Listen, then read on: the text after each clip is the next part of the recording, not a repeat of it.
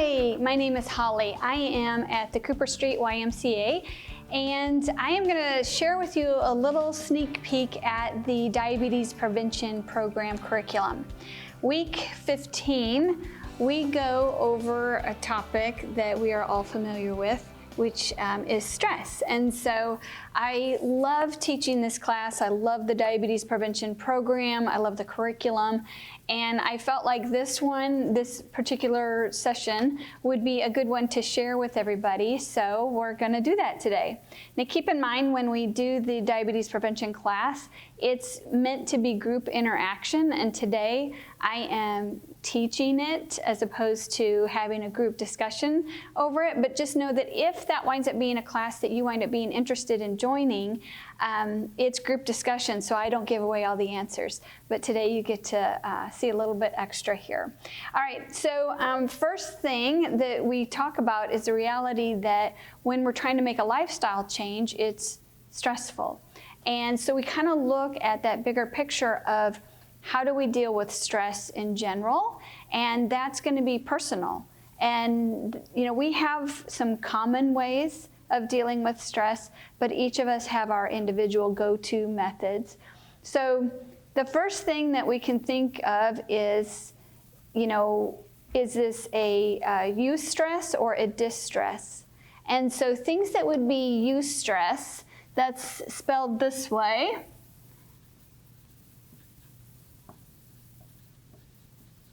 All right, so some of our stress is eustress, and that is things that are happy. So things that are happy, that are stressful, those things, they're like getting a new job, okay? That's, a time for celebration. Maybe having a baby, right?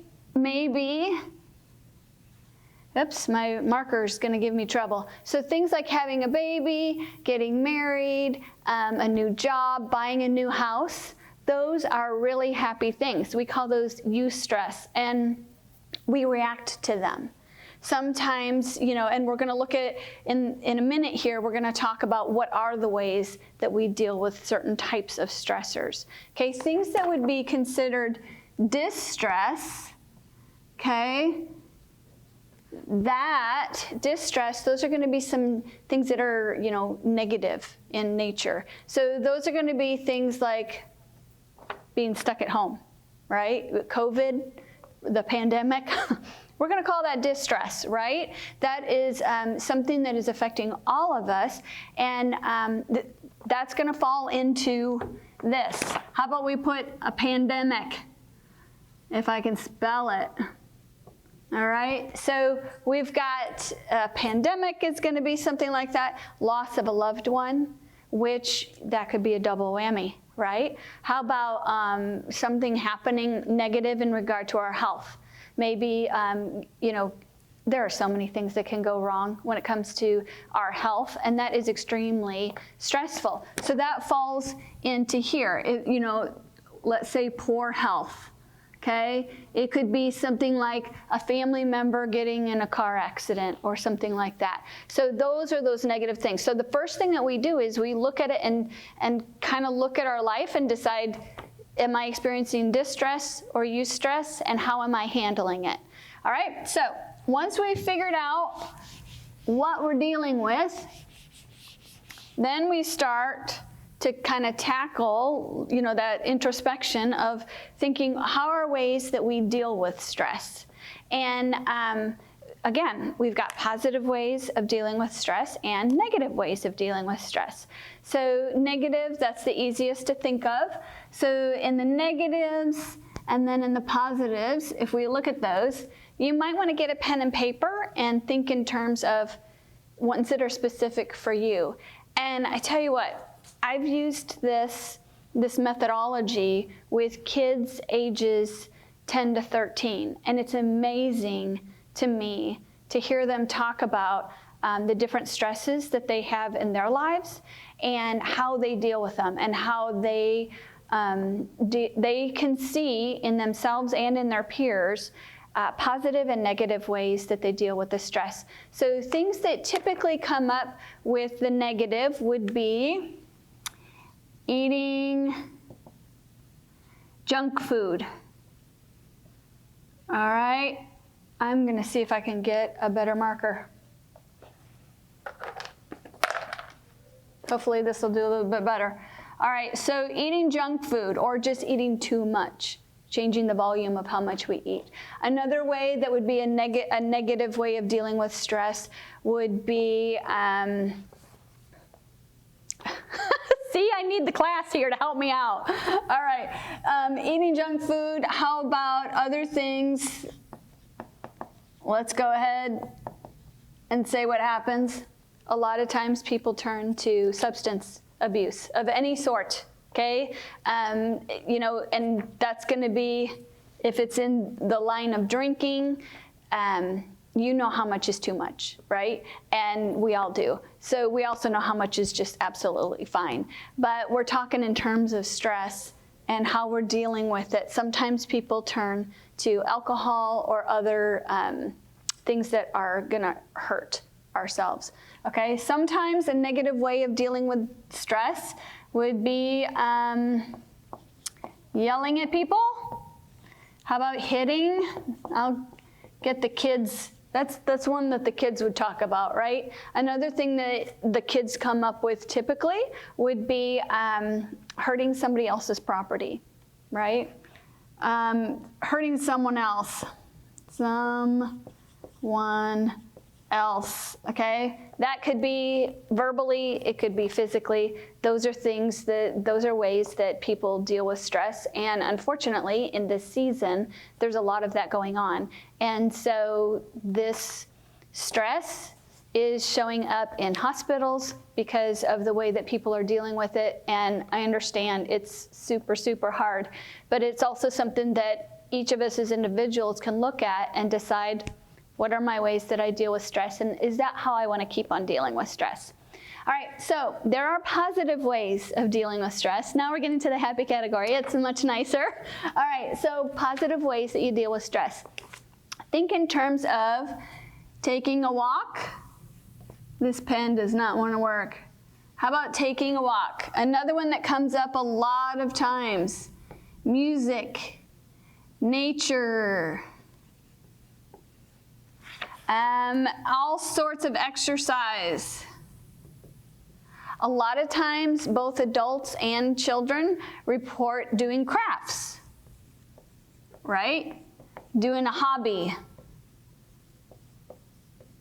And I do hope that you can read the board. If you can't, I hope you're taking notes, right? So look at the ways that you typically deal with stress. And what you can do is if you make a list of stress, the positive stressors and the negative stressors, and then make a list of the way that you deal with stress, you could kind of identify that with certain types of stress, we respond a certain way. We've developed habits over the years. And with certain types of negative stress, we typically have go-to methods of how we deal with that. So the idea here is to know what is stressing us and know how we want to handle it. One of the ways that the curriculum talks about would be to use problem-solving skills, to plan ahead, practice saying no, and I love this one, reaching out to people.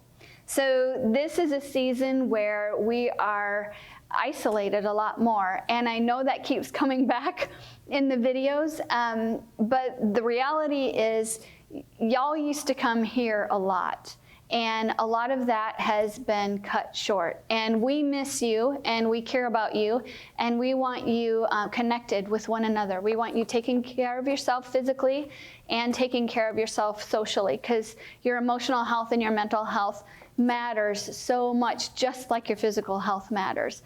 So reaching out to one another during these times of stress, however you decide to do that.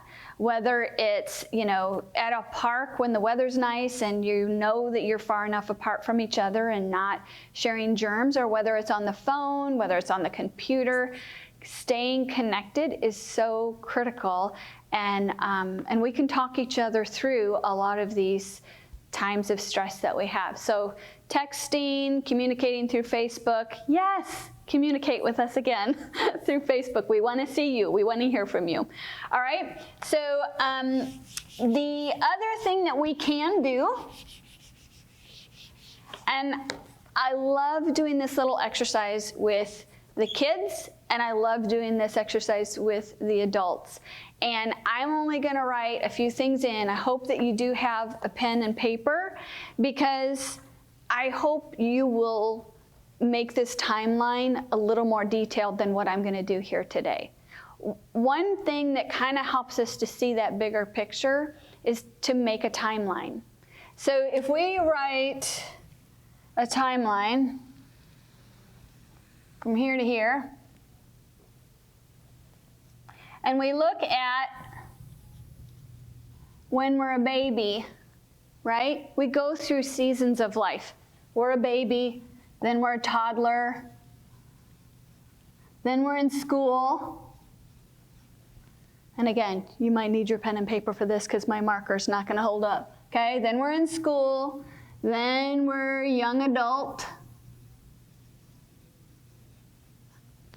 Then let's say there's a good one. We're an adult that's either married or single, but into those adult years, like the 30s, the 40s, that stage of life. And then we move on and we're empty nest or moving into retirement. Okay? So once we move into, then we move into retirement, and then we move into a phase of possibly needing a little bit of extra care. So when we look at these stages, and we talk about a baby and ask ourselves, does a baby have stress? Have you answered? I hope so. So the answer is yes. And the reason is, when you think about, well, what would the stress be for a baby? The stress would be, I can't take care of myself, right? I can't feed myself. I can't change myself. I'm frustrated. I know that I'm hungry, don't know how to get that taken care of. So completely dependent. So, and what you can do is, you can write down below each of these areas of life. You can kind of write down all the different things that would stress out that stage of life. When we talk about a toddler, what makes you think, what would be a toddler's stress? I can't get what I want. I want the red cup. I don't know how to get the red cup, or I can't reach the red cup, and I don't really know how to express myself verbally, right? So I would say, let's say frustration, because they know more of what they want, and it's harder to communicate it. When we get into school age, when I talk to those kiddos about what their stress is, it moves your heart to hear them speak, because they talk about how they do have the stress from parents. And my pen's not going to work, so I'm just going to go ahead and tell you. Parents, they talk about stress that they have from their teachers. They talk about stress that they have from their siblings. They talk about stress that they have from their peers. And then they talk about the stress that they have about school and trying to just get the homework done and to learn and grow and function in society that way. So it's real, and they really can verbalize that. So I would encourage you to call a grandchild and ask them that question. If you've got grandkids that are in those school age years, and really it could be any age bracket, but to call them up and to say, we talked about stress at the Y today. What stresses you? I'm interested to hear about what types of things are bothering you or stressing you out. And then, talk with them about how they deal with it. And I promise you, it will bless you. It will help you to remember that bigger picture and tie you together in a really good way. It can really turn into a blessing to make that phone call and reach out and ask them what the stress is. The next phase that we talk about is young adult, and that moves more into like the college years and trying to establish. So typically the big answer that comes out here, what stresses you, right? Money.